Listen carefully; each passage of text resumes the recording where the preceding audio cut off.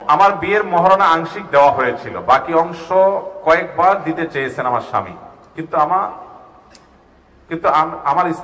আমি নেইনি, বলেছি দাবি ছেড়ে দিয়েছি। এখন পরবর্তীতে আর দাবি করলে সেটা গ্রহণযোগ্য হবে কিনা?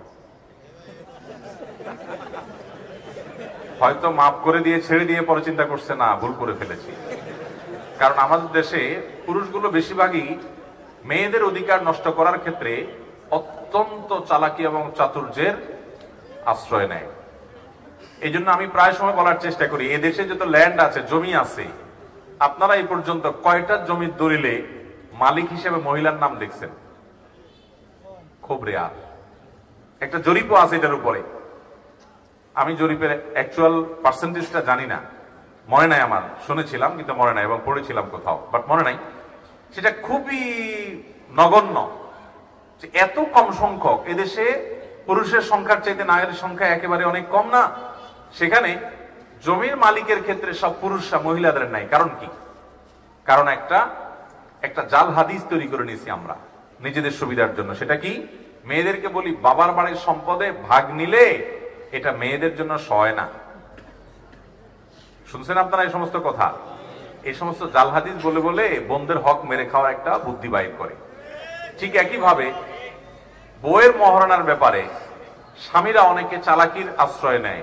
বাসর রাতে বা বিয়ের শুরুতে স্ত্রীর কাছে সিন ক্রিয়েট করে বলে যে ঠিক আছে, আল্লাহ তাআলা এক সময় টাকা পয়সা দিবে, কত টাকা হয়ে যাবে, সবই তো তোমার হবে, এখন তো তুমি মাফ না করলে আমার জন্য সমস্যা। তখন স্ত্রী বেচারি সহজ সরল মানে মাফ করে দেয়।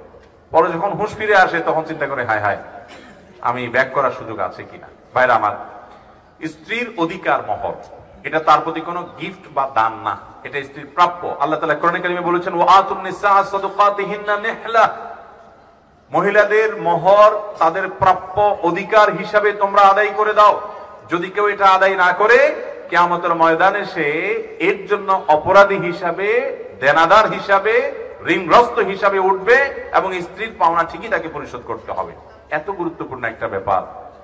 আমাদের দেশে মহিলাদের মহর দেওয়া, স্ত্রীর মহর দেওয়ার ব্যাপারে এত পরিমাণ অবহেলা। নামকে আসতে আজকাল তো 10 লাখ 20 লাখ 30 লাখ ধরে দেওয়ার কোনো নামগন্ধ একেবারেই নাই।